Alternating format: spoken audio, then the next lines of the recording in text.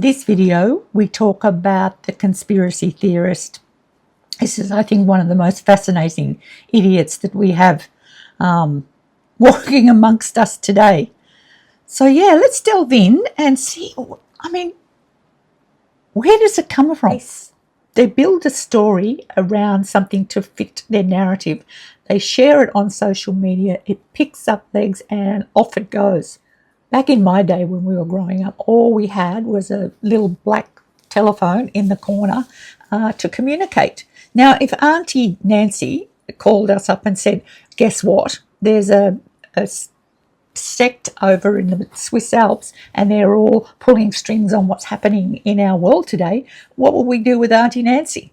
We'd have somebody come to the door with a... I used to have those straitjackets in my day, and they'd bundle her up and off they'd take her.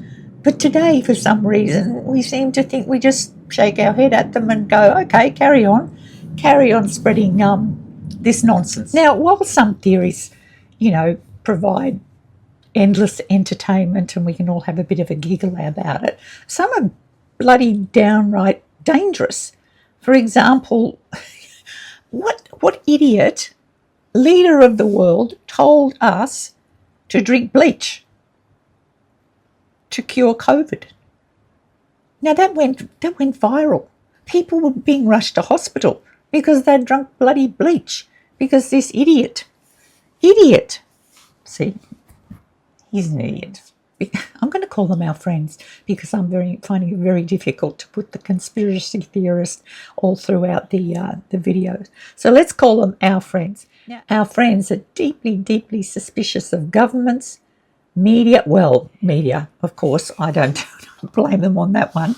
I don't even watch the main news these days because back in my day, we used to have newspapers and the radio. Now, they came on and they reported facts of what happened in the day. There was no opinions. There was no glorified, lies and clickbait, as we call it this day. There's nothing to click on those days, but at least made you pick up and buy a newspaper. So, yeah, we've morphed into this era where the media owns the government, in a sense, because they can direct the government into any corner. I'm sitting here today on the 8th of January 2025. Now, this is just after the election of who. Fox News has a lot to answer for because, seriously, most of us don't have time to go in and really research both sides of a story and see what's going on. We tune into a channel and off we go. And the Fox News in America, they explained everything that Trump was saying and Trump was doing. Now, anybody with half a brain, I'm telling you, can't look at this man up on the stage doing his little dance. I mean, the list of things of why he shouldn't be president today are astronomical. And I don't know whether the Americans who voted for him thought, oh, okay, let's take the piss. Let's enjoy the show. But that seems to be what it's like. Or they're so racist, they're so misogynistic that they didn't want a woman in power, and a black one at that. Because everything shows that she had the polish, she could deal with world leaders. I mean, Trump at the moment is talking about taking over Greenland. He's talking over Panama, not inviting, saying that Canada should be the 51st state of America. I mean, what world have we walked into? How in the hell did we get here? So the reason I'm talking about Mr. Orange-faced plump head over there is because so many people who voted for him fell for his conspiracy theories. No one checked them out. Everyone, he was talking about the Mexican gangsters and rapists and taking over the country. Now, sure, there's criminals in every race, and they're probably in America, some of them, and they deserve removing. But seriously, he's going to do this great big sweep throughout the country. Oh, well, that's what he's talking about. Let's see in this video whether he did or whether he carries that out. But anyway, we're going back to talking about the election and why someone like that could get voted in, and it's all to do with conspiracy theories. That's my theory, whatever they believe. Let's run through a few and you tell me what you believe them to be. Now, if you believe any of these to be true, I could be the idiot. So please comment below if you believe any one of these things and give me some scientific proof, reasons, not just that you felt that it was true or that you know it to be true because of something that you read on Facebook. Just share with me, because I'm open. Honestly, I'm open to listening and wondering where the hell all this information came from. Let's talk about the moon landing being faked. Why? I mean, why? But you know what? There's a part of it that you go, how in the hell, back in those days, did they have computers that could communicate with someone landing on the moon? It is quite phenomenal, really. And those little rockets that they hopped into were very little. And you wonder how the hell they could. But I'm looking at the other side and wondering why. Why would they go to so much trouble to fake a moon landing? Was it ego, power? But then all of a sudden Russia gets involved and they send one up. So is everyone lying? Is everyone saying that it's possible and we did it, but it isn't and they didn't? I can't get my head around that and how people think about that, because honestly, it would have taken millions of people to get in on the act, to get in on that secret. You know, all those guys that were sitting around supposedly in a staged room with all the computers and jumping up and down when they landed and they took off. What about those? Did they all just go home and say shh to the wife and the kids? Why did that never ever get out and someone stand up and go, you know what? I sat there as an actor why didn't that ever get out, yo?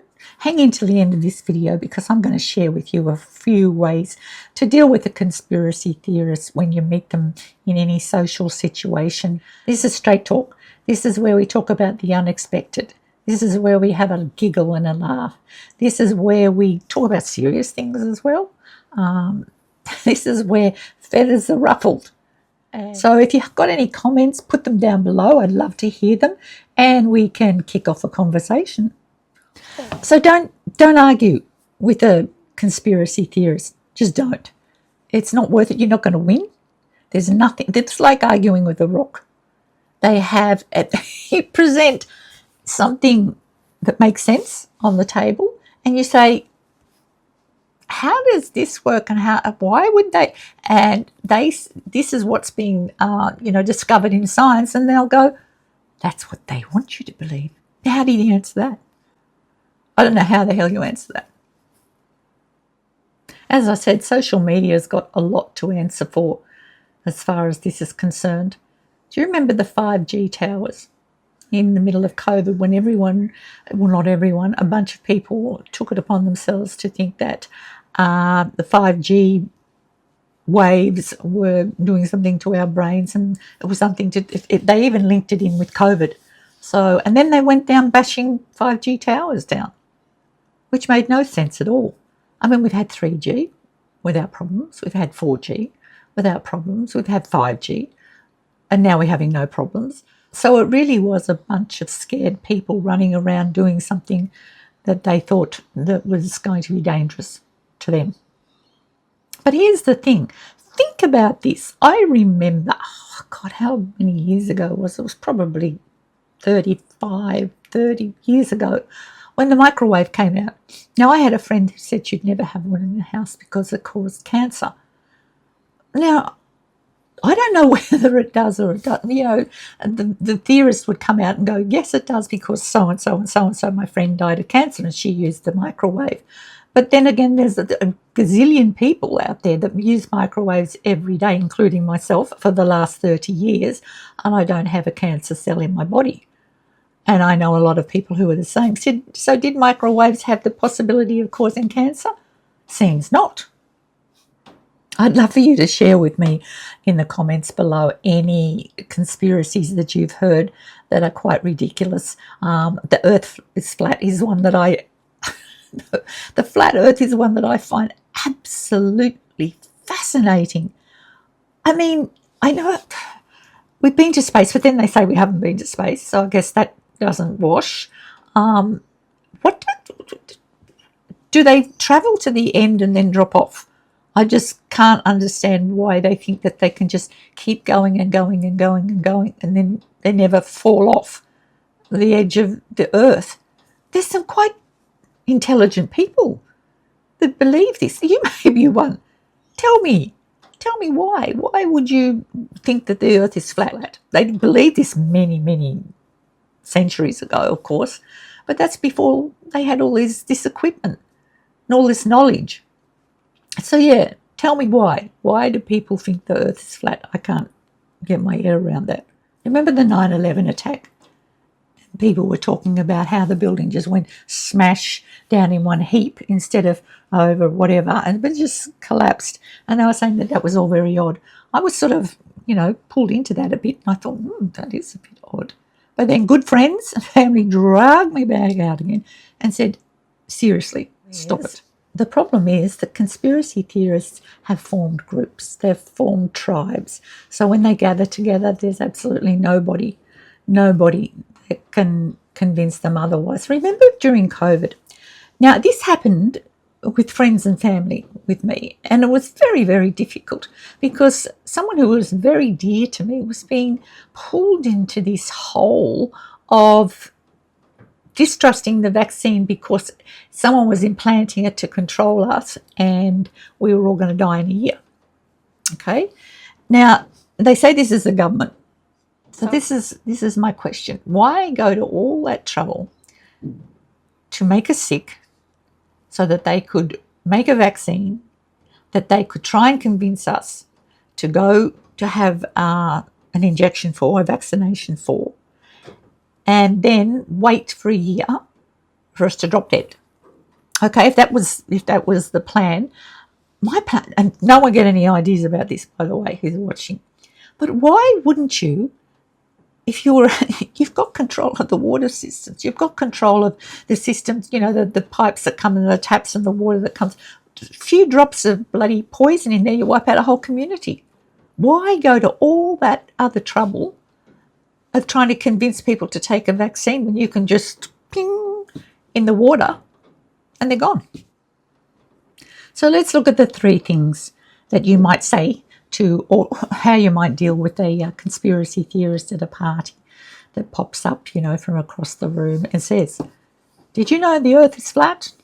This is the way you can deal with them. It's called the artful dodge. Did you know the government is controlling the weather and we've got the jet streams from the plane landing all over our heads? And I don't know why, I haven't heard why they're actually doing that or what their reasoning is for why the government is doing that. However, that's what they say. So this is the artful dodge. And what you answer is, oh, really? Yeah, I believe I heard it was going to rain tomorrow. Have you heard that? The weather's been shit lately. That's the artful dodge. You've dodged the whole conversation. So I hope it works.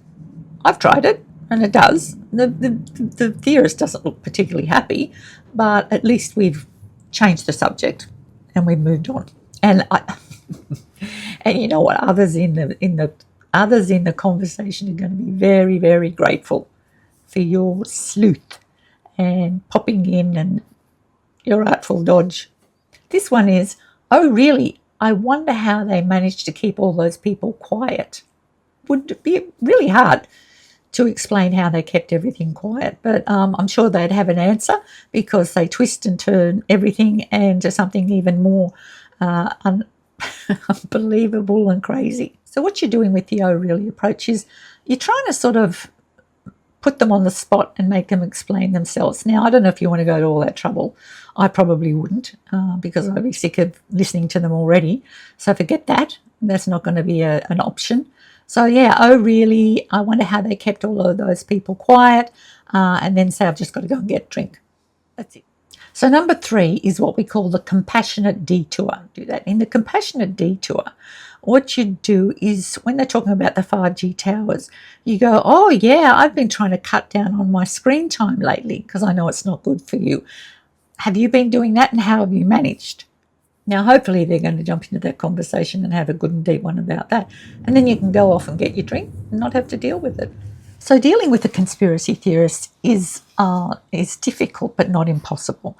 And also I think that we have to remember to be patient, to be kind if you can. It's hard to be kind to someone who's talking absolute rubbish and has nothing to back it up.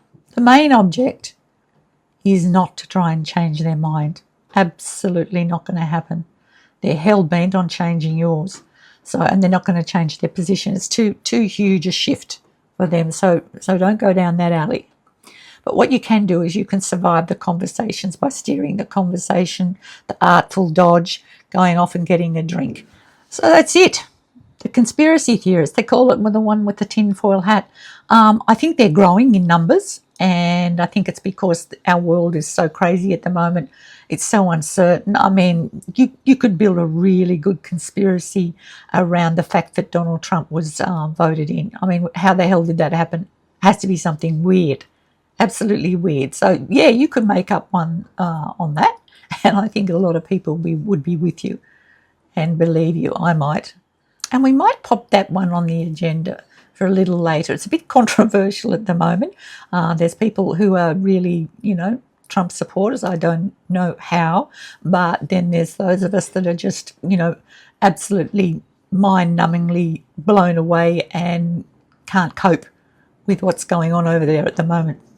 Now, you might say as an Australian, keep your head out of it. Don't be involved. It's fine. But you know what? Everything that America does affects us and affects the whole world. So I think that we have got some sort of skin in the game, and we are allowed to have a bit of an opinion. Now, this is where I feel really uncomfortable. What I'm supposed to do it apparently when I'm starting a new channel is I need to ask you to subscribe, please. Thank you. Like at least. If you like the video, don't be lying. So yeah, anyway, we'll see you next time, and until then, let's talk straight.